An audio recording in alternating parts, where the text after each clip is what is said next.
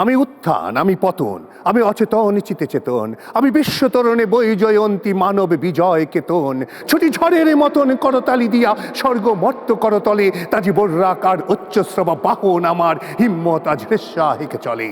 আমি বসুদা বক্ষে আগ্নে আদ্রি বারব বহ্নি কালানল, আমি পাতালে মাতাল অগ্নি পাথার কলরল কলকোলাহল, আমি তরিতে চড়িয়া উড়ে চলি চড়ে তড়ি দিয়া দিয়া লাম্প, আমি ত্রাস সঞ্চারী ভুবনে সহসা সঞ্চারী ভূমিকম্প। ধরি বাসুকীর ফনা জাপটি, ধরি স্বর্গীয় দূত জিব্রাইলের আগুনের পাখা সাপটি। আমি দেব শিশু, আমি চঞ্চল, আমি ধৃষ্ট, আমি দাঁত দিয়া ছেড়ে বিশ্বমায়ের অঞ্চল। বলবীর চির উন্নত মম শির।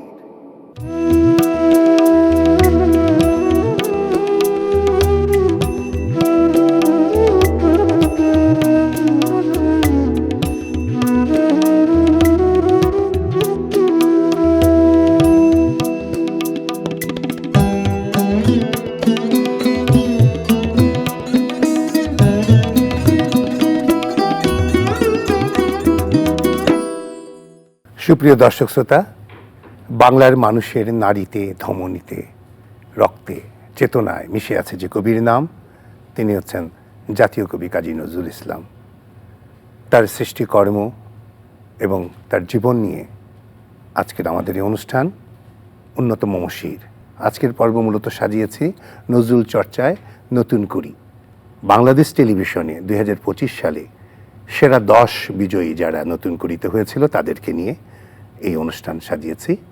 তো আজকের এই অনুষ্ঠানে আমাদের মাঝে উপস্থিত আছেন ডেপুটি অ্যাটর্নি জেনারেল আসাদুদ্দিন। আপনি তো অনেক বড় একটা ঘটনা ঘটিয়েছেন, যে ঘটনাটা হচ্ছে আমরা আমাদের চিন্তায়, চেতনায়, মননে ছিল আমাদের জাতীয় কবিকে ডাকবো আমরা জাতীয় কবি হিসেবে, মানে এক কথা হলো নজরুলকে ডাকবো আমরা জাতীয় কবি হিসেবে। এটা বাংলার মানুষের একদম মনে প্রাণে একটা অসম্ভব আকাঙ্ক্ষা ছিল। আপনি অনেক সাক্ষী, আপনি যেটা করেছেন কিছু কাজ, আমি জানা মতে আপনি মামলা ঠুকে দিয়েছিলেন সরকারের বিরুদ্ধে। তো একটু শুনতে চাই আপনার চলার পথ। আমরা আসলে বাঙালি হিসেবে, বাংলাদেশি হিসেবে আমাদের পরিচয়টাকে যদি ধারণ করতে চাই, আমি মনে করি নজরুলের চেতনা, নজরুলের আদর্শ, নজরুলের জীবনকে আমাদের কাছ থেকে আলাদা করবার কিছু নেই। আমাদের জীবনের সাথে ওতপ্রোতভাবে মিশে আছে নজরুল, এবং এই নজরুল আমার বাংলার জন্য তিনি যে অবদান রেখে গেছেন সাহিত্য, সংস্কৃতিতে, গানে, সঙ্গীতে, সমস্ত ক্ষেত্রে, সেই অবদানের প্রেক্ষিতে তার যেটুকু পাওয়ার ছিল সেই পাওয়াটা আমরা কেন যেন দিতে পারিনি। হতে পারে কোনো কারণে, অথবা কোনো কারণ ছাড়াই।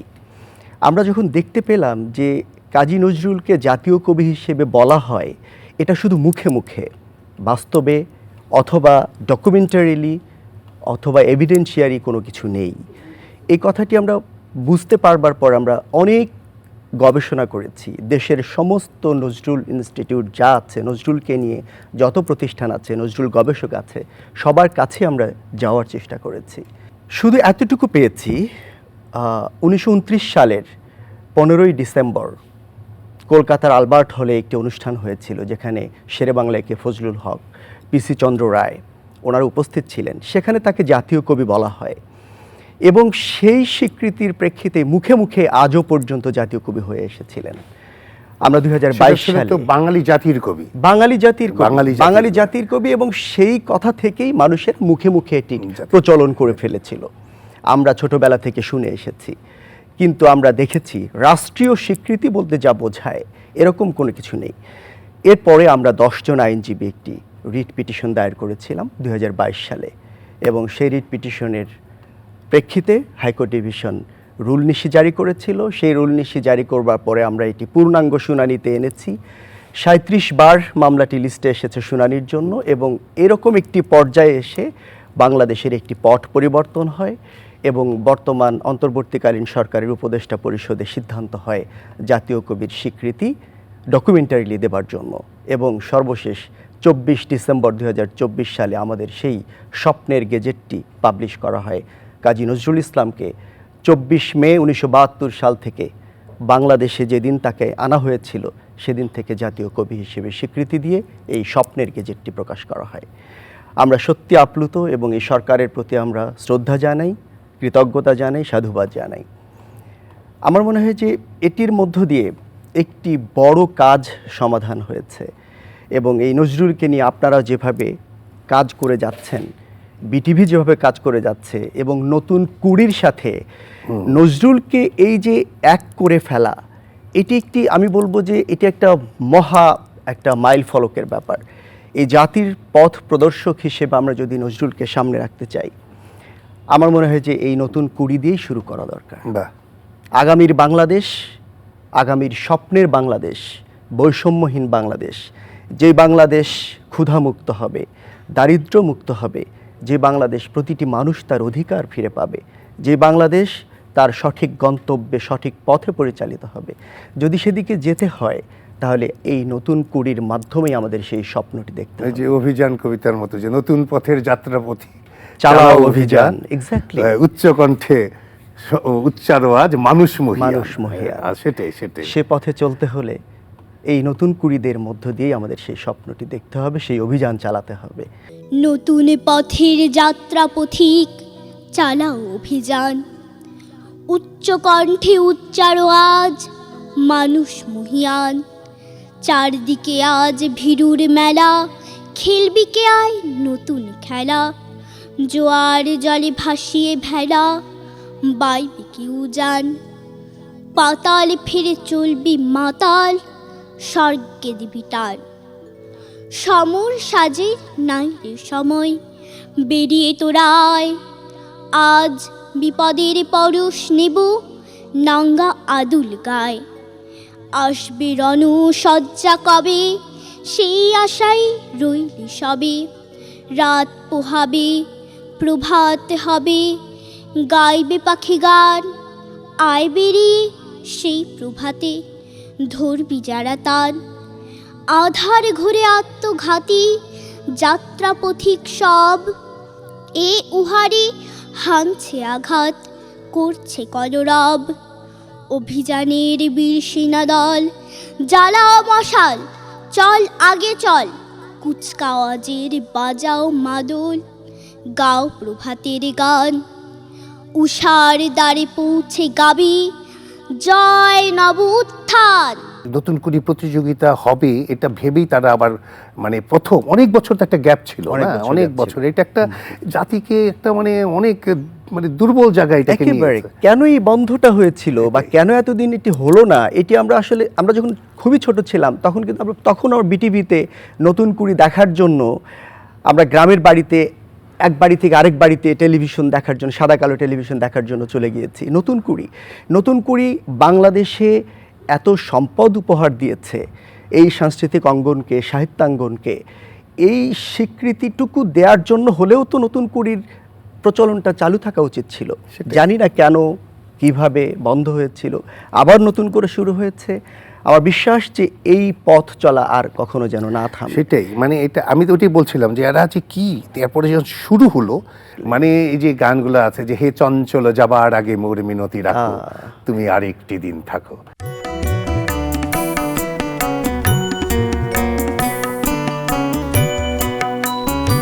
তুমি আরেকটি দিন থাকো, তুমি আরেকটি দিন থাকো। হে চঞ্চল যাবার আগে, হে চঞ্চল যাবার আগে,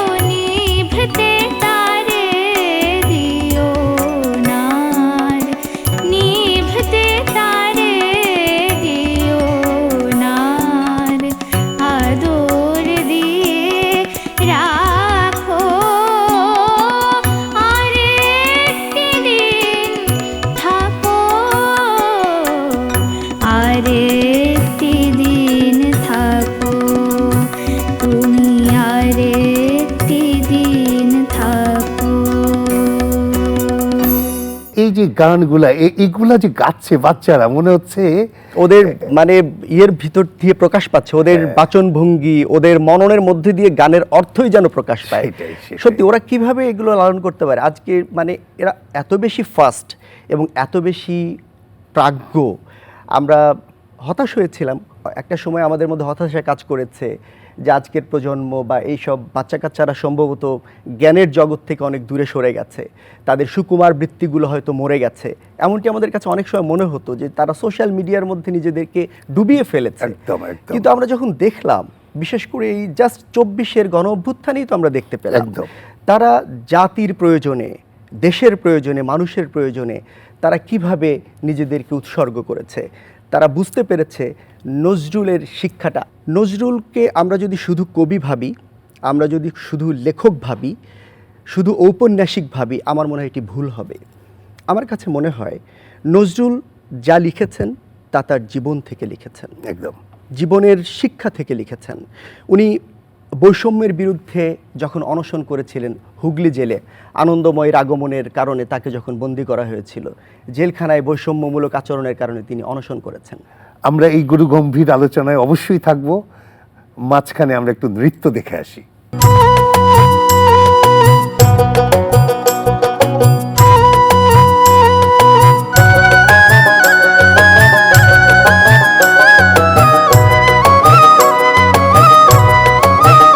বাঁকা ছুরির মতন বেঁকে উঠল যে তোরা রে, বাঁকা ছুরির মতন বেঁকে উঠল যে তোরা রে, বাঁকা ছুরির মতন বেদের দোলা, ওরে বেদের দোলাল আমার সাথে শাক খেলাবি না কি রে, বাঁকা ছুরির মতন বেঁকে উঠল যে তোরা রে, বাঁকা ছুরির মতন।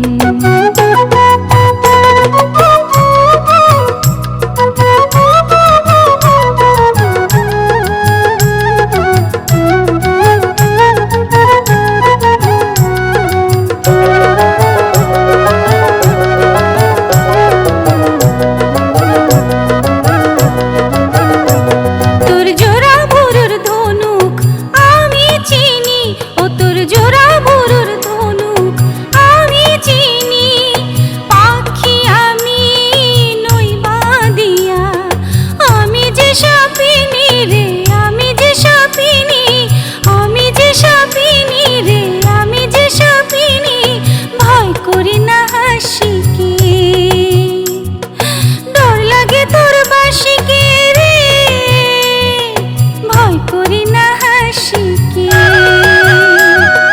ডর লাগে তোর বাসিকে রে, তোর মনের ঝাঁপি খোলা বেলে, ও তোর মনের ঝাঁপি খোলা বেলে, সেথায় গিয়ে থাকি রে, বাঁকা ছুরির মতন বেঁকে উঠল যে তোরা রে, বাঁকা ছুরির মতন বেদের দোলা, ওরে বেদের দোলাল আমার সাথে শাক খেলাবি না কি রে, বাঁকা ছুরির মতন বেঁকে উঠল যে তোরা রে, বাঁকা ছুরির মতন বেঁকে উঠল যে তোরা রে, বাঁকা ছুরির মতন। জেলের ব্যাপারটা, হুগলি Exactly, জেলের হ্যাঁ। কথাটা উঠেছিল। উনি যখন ধূমকেতুতে আনন্দময়ীর আগমন কবিতাটি প্রকাশ করলেন, তখন তাকে গ্রেপ্তার করা হলো। হুগলি জেলে থাকা অবস্থায় তার সাথে যখন বৈষম্যমূলক আচরণ হলো, সেটির প্রেক্ষিতে তার বিরোধিতা করবার জন্য তিনি অনশন করলেন। এবং আমরা জানি সেই অনশন ভাঙবার জন্য কিন্তু রবীন্দ্রনাথ ঠাকুরও তাকে টেলিগ্রাম করেছিলেন। তারপরে সেই টেলিগ্রামটি না পৌঁছার পরে বিরজা সুন্দরীর অনুরোধে তিনি সেই অনশনটি ভেঙেছিলেন। এই জায়গাটা কিন্তু বলি মাঝখানে, এটা কিন্তু অনেকে জানে না কিভাবে উনি অনশনটা ভেঙেছিলেন। এটা কিন্তু আমাদের অনেক বিভ্রান্ত, অনেকে কিন্তু আসলে মনে করে কি কারণে জানি, কিন্তু বিরজা সুন্দরীর কথাটা উঠালেন। এটা আমাদের কুমিল্লার বিরজা সুন্দরী তাকে রিকোয়েস্ট করবার কারণে তিনি অনশনটি ভেঙেছিলেন। যা বলছেন, এবং এই অনশন ভাঙবার পরে তার কাছে জবাব চাওয়া হয়েছিল আনন্দময়ের আগমনের ব্যাপারে। তিনি তখন সেই আনন্দময়ের আগমনের কেন তিনি করেছেন, কিভাবে করেছেন, সেটির প্রেক্ষিতে জবাব দিতে গিয়ে তিনি কিন্তু রাজবন্দির জবানবন্দি ঐতিহাসিক একদম বিশাল। এই রাজবন্দির জবানবন্দি প্রত্যেকটি অন্যায়, প্রত্যেকটি অবিচারের বিরুদ্ধে এক একটি শব্দ মনে হয় যে যারা প্রহসনের বিচার করে, যারা অন্যায় বিচার করে, যারা অপরাধকে লালন করবার জন্য বিচার করে, তাদের প্রত্যেকটি ক্ষেত্রে এক একটি চপেটাঘাত। এটা একটা ঐতিহাসিক শব্দই, একটা, হ্যাঁ। প্রতিটি শব্দই যেন মনে হয় যে এই অন্যায় বিচারের বিরুদ্ধে এক একটি চপেটাঘাতের মতো। সো আমি যেটি বলছিলাম যে আজকে তো আপনি সেই নজরুল বিচার ব্যবস্থার মাঝখানে দাঁড়িয়ে থেকে দেখছেন এই জিনিসটা। এক্স্যাক্টলি সেটি দেখার সুযোগ পেয়েছি। হ্যাঁ। এবং আমরা বিগত এই যে আমরা যদি একটু বলতে চাই, বিগত 17 বছরে আমরা যার সম্মুখীন হয়েছিলাম, এদেশের মানুষ যার সম্মুখীন হয়েছিল, সেগুলো দেখলে কেন জানি মনে হয় যে নজরুলের এই রাজবন্দির, জবানবন্দির একটি চিত্র আমরা এখানে দেখেছি। সো নজরুল তার জীবন থেকে, তার বাস্তব শিক্ষা থেকে, তার কবিতা, তার গান, তার প্রত্যেকটি লেখা, রচনা, এই যে শিশু সাহিত্যের কথা, যে খাদু দাদু, হ্যাঁ, ওমা তোমার বাবার নাকে কে মেরেছে ল্যাং, খেদা নাকে এবং নাচছে এই খাদু দাদু পড়তে গেলে, এই খাদু দাদু পড়তে গেলে মনে হয় যে নজরুলের একটা কবিতার মধ্যে হাজারটা ঠাকুমার ঝুলি লুকিয়ে আছে। একদম। মানে এক একটা গল্প এক একটা লাইনের মধ্যে লুকিয়ে আছে। যেভাবে উনি প্রত্যেকটি খাদু দাদুর বর্ণনা, তারপরে যেসব বর্ণনাগুলো উনি ওখানে লিখেছেন রূপকথার মতো, এবং ঠাকুমার ঝুলিতে যেসব গল্পগুলো আছে এরকম করে। ও মা, তোমার বাবার নাকে কে মেরেছিলেন, খেদা নাকি নাচছে নেদা, নাক ড্যাঙা ড্যাং ড্যাং, ওর নাকটাকে কে করলো খেদা, রায়দা বুলিয়ে চামচিকে ছাপ বসে যেন নিজুর ঝুলিয়ে, বুড়ো গরুর পিঠে যেন শুয়ে কোলা ব্যাং। ও মা, আমি হেসে মরি, নাক ড্যাঙা ড্যাং ড্যাং, ওর খেদা নাকের ছ্যাদা দিয়ে টুকিকে দেয় টু, ছর্দি বলে সর্দি ওটা, এ রাম একথু, কাশিম যেন উপর হয়ে ছড়িয়ে আছেন ঠ্যাং। ও মা, আমি হেসে মরি, নাক ড্যাঙা ড্যাং ড্যাং। দাদু বুঝি চীনা ম্যানমা, নাম বুঝি চাংচু, তাই বুঝি ওর মুখটা অমন চ্যাপ্টা সুধাংশু। জাপান দেশের নটি শুনি নাকে এঁটেছেন, ও মা, আমি হেসে মরি, নাক ড্যাঙা ড্যাং ড্যাং। দাদুর নাকি ছিল না মা অমন বাদুর নাক, ঘুম দিলে ওই চ্যাপ্টা নাকেই বাস্তু 7টা শাঁখ। দিদিমা তাই থ্যাবড়া মেরে ঢাবড়া করেছেন, ও মা, আমি হেসে মরি, নাক ড্যাঙা ড্যাং ড্যাং। একটা কবিতা দিয়ে হাজারটা ঠাকুমার ঝুলি বলা যায়, এটা নজরুলের এই খাদু দাদু পড়লে। দাদু চিন্তা করা যায়, এটাই মানে। এবং শিশুরা কেন তার কবিতায় বা তার ছড়ায় তার এসব শিল্পকর্মের প্রতি ডুব দিবে না কেন ডুব দিবে বলেন? না। গানের কথা যে খেলিছে ও জলদেবী, সুনীল সাগরে জলে।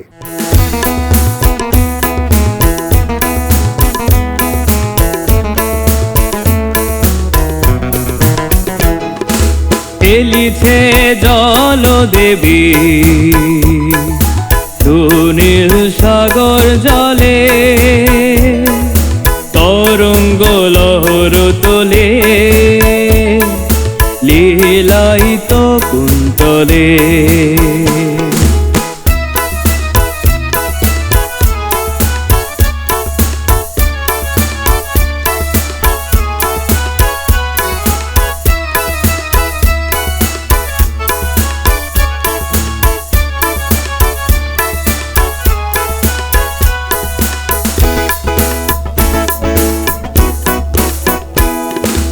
ছল ছল উর্মিনুপুর, রতনীড়ে বাজে সুমধুর। ছল ছল উর্মিনুপুর, রতনীড়ে বাজে সুমধুর।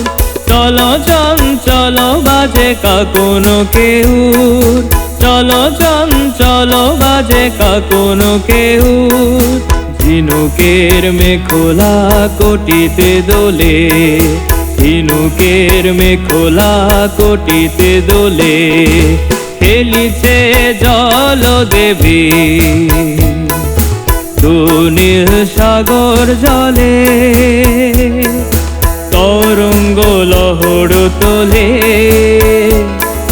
লীলায়িত কুন্তলে।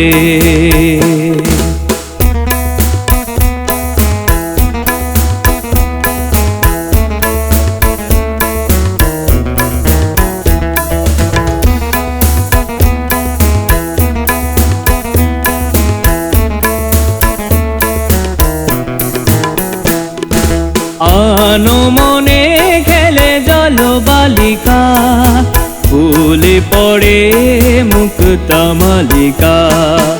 আনো মনে খেলে জল বালিকা, ফুলে পড়ে মুক্তা মালিকা।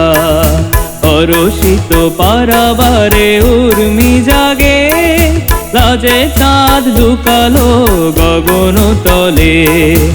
অরসিত পারাবারে উর্মি জাগে, লাজে চাঁদ লুকালো গগন তলে। খেলিছে জল দেবী নীল সাগর জলে, তরঙ্গ লহর তোলে, লীলায়িত কুন্তলে। খেলিছে জল দেবী নীল সাগর জলে, তরঙ্গ লহর তোলে, লীলায়িত কুন্তলে, লীলায়িত কুন্তলে, লীলায়িত কুন্তলে। প্রত্যেকটা জিনিসই মানে নজরুলের যে শিশু সাহিত্য, শিশুর বিচরণ, এটা আসলে ভাবনার অতীত। নজরুলকে নিয়ে ভাবতে গেলে মানে ভাবনার অন্ত পাওয়া যায় না, এর তল খুঁজে পাওয়া যায় না। মানে উনি কিভাবে নিজেকে একজন ম্যাট্রিক পাস এবং পাস করেননি, কিন্তু উনি কিন্তু পরীক্ষা দেননি, পরীক্ষাই দেননি, পাস করতেন কিন্তু পরীক্ষা না দিয়ে চলে গেলেন বিশ্বযুদ্ধে। প্রথম বিশ্বযুদ্ধে উনি অংশগ্রহণ করেন 1917 সালে গিয়ে জয়েন। চিন্তা করা যায় এটা। এবং এই 17 সালের পর থেকে উনি যখন শুরু করলেন লেখালেখি, আমরা তো 19 সালে প্রথম ওনার পাবলিকেশন বাউন্ডেলের আত্মকাহিনী দিয়ে, এবং 42 সালে এসে আর উনি লিখতে পারলেন না, সেখানে অসুস্থ হয়ে পড়লেন। মাত্র 22 বছরে তার যে এই যে বিচরণ, শিশু সাহিত্য থেকে শুরু করে প্রত্যেকটি, আমরা যদি বলতে চাই শ্যামা সঙ্গীত পর্যন্ত। সেটাই, শ্যামা সঙ্গীতের আগে একটু আমরা শুনবো আরেকটা নৃত্য, আমরা দেখে আসি। নিশ্চয়ই।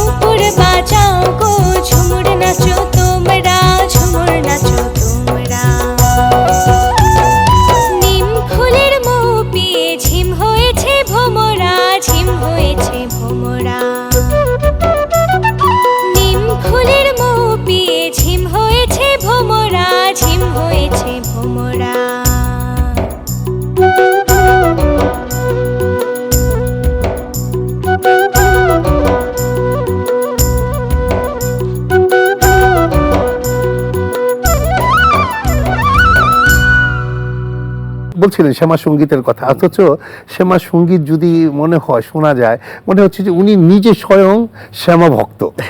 সেটাই মনে হয়। এবং সত্যি তো আসলে উনি যা লিখেন, যেমন ধর্মীয় যে যখন তিনি গজল লিখেছেন, মনে হয় যে উনি এত বড় একজন আল্লাহ প্রেমিক, নবী প্রেমিক ভাবাই যায় না। হিন্দুদের মানে বিষয়ে যখন লিখেছেন, শ্যামা সঙ্গীত যখন লিখেছেন, প্রত্যেকটি জিনিসই তার অনুভূতি থেকে, একেবারে আবেগ থেকে উঠে এসেছে।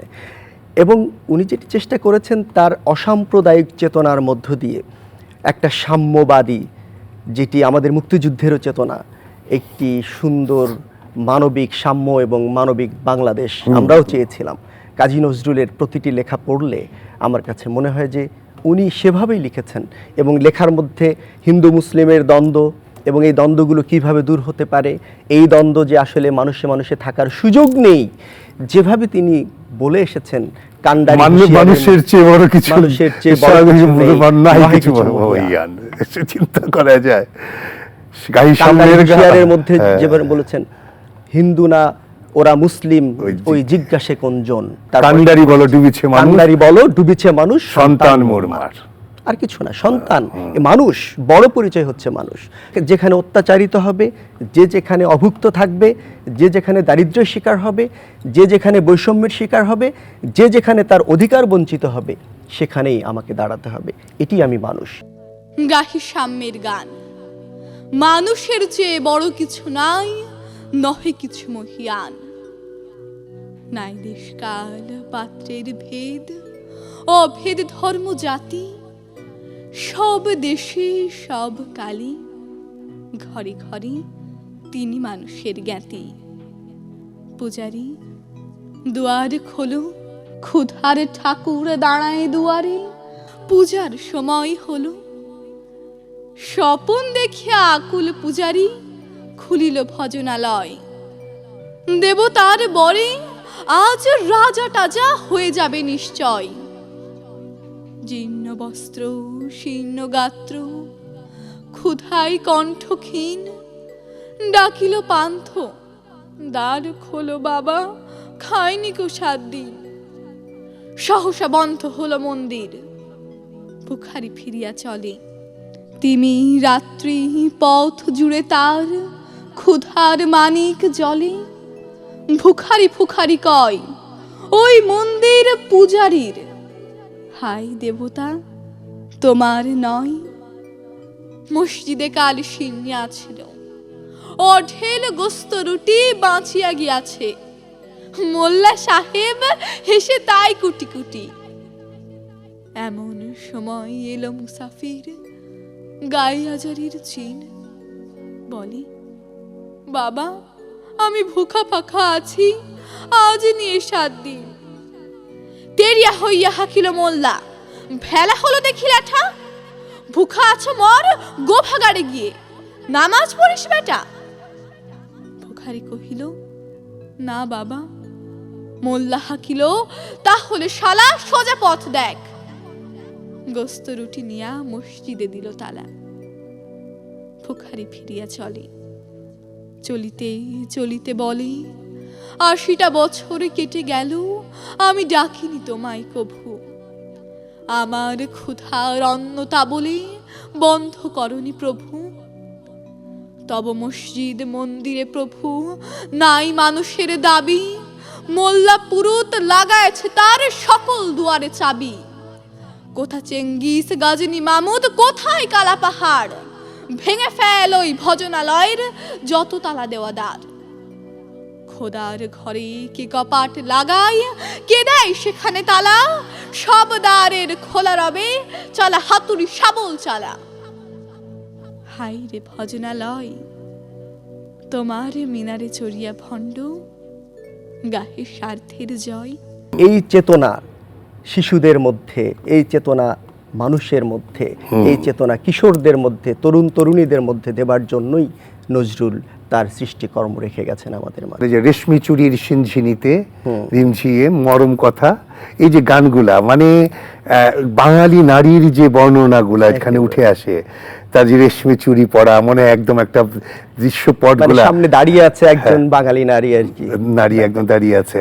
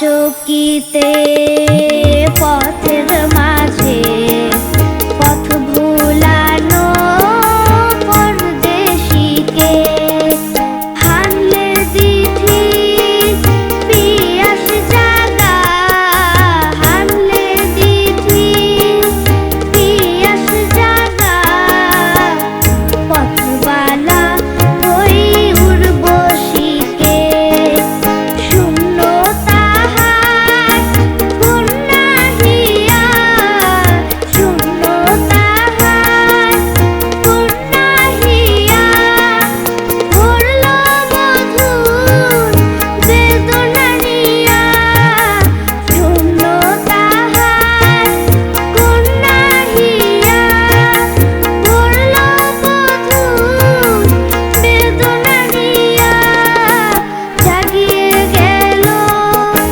পরদেশিয়া জাগিয়ে গেল পরদেশিয়া বিধুর বধুর মধুর ব্যথা রেশমি চুরির সিঞ্জিনিতে রিমঝিমিয়ে মরণ কথা রেশমি চুরির সিঞ্জিনিতে।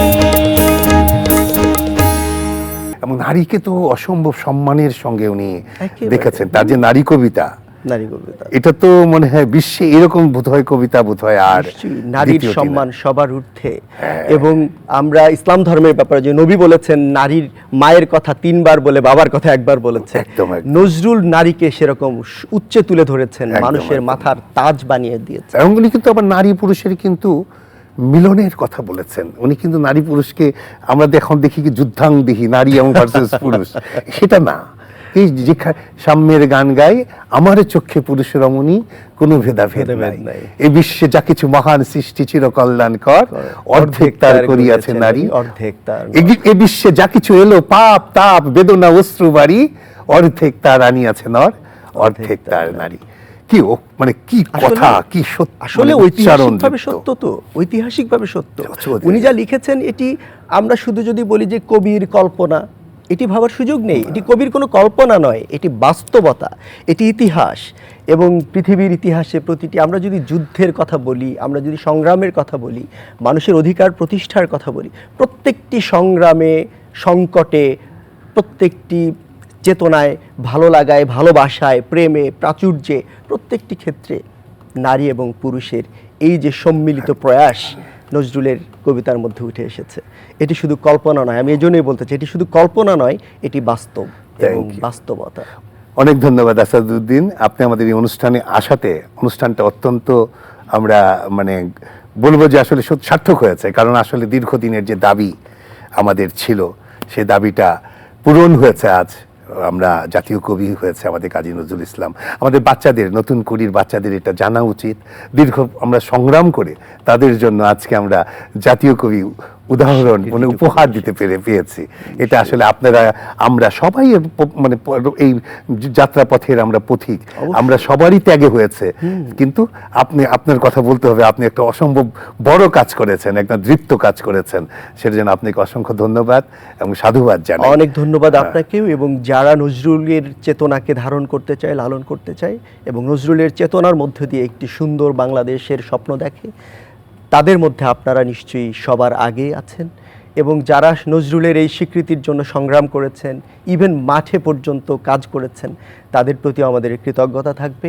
করি শেষ যাতে একটা সমবেত নজরুল সঙ্গীত শুনতে শুনতে আমরা অনুষ্ঠানটা শেষ করি। অনেক ধন্যবাদ দর্শক শ্রোতা, আপনারা থাকবেন।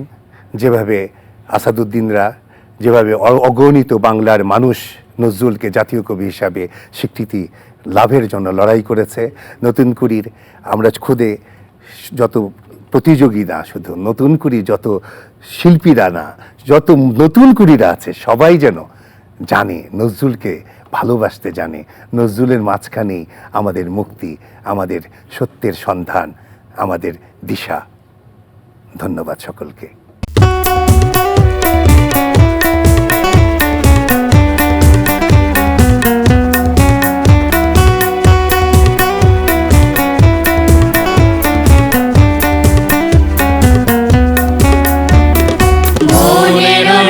লেগেছে বনের পলাশ জবা শোকে, রঙের ঘোর জেগেছে পারুল কনক চাপার চোখে। মনের রং লেগেছে বনের পলাশ জবা শোকে, রঙের ঘোর জেগেছে পারুল কনক চাপার চোখে।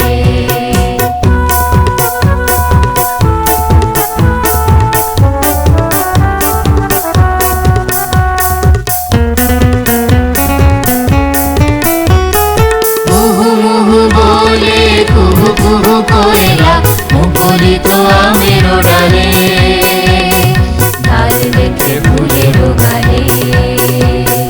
মুহু মুহু বলে কুহু কুহু কোয়েলা মুখরিত আমের ডালে, ডাল দেখে ফুলের গালে।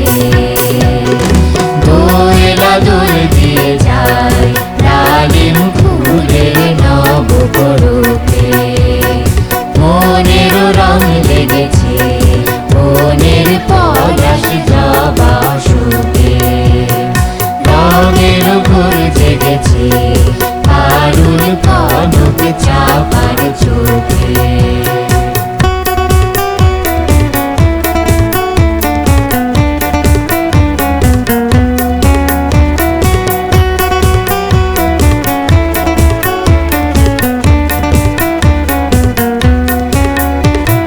ফুলের পরাগ ভাগে রেণু ঝুরু ঝুরু ঝরিছে গায়ে, ঝিরি ঝিরি জয় দিবায়ে।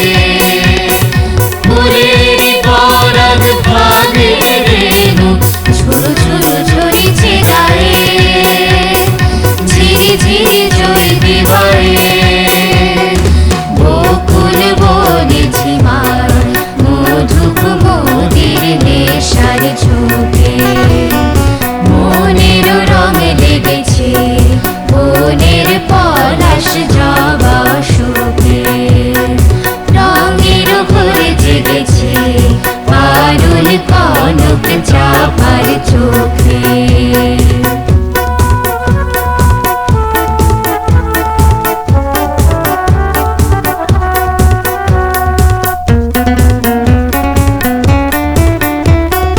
হরিত বনে হরষিত মনে হরিণ হরে রাজারে, রঙিলা অনুরাগে। হরিত বনে হরষিত মনে হরিণ হরে রাজারে, রঙিলা অনুরাগে।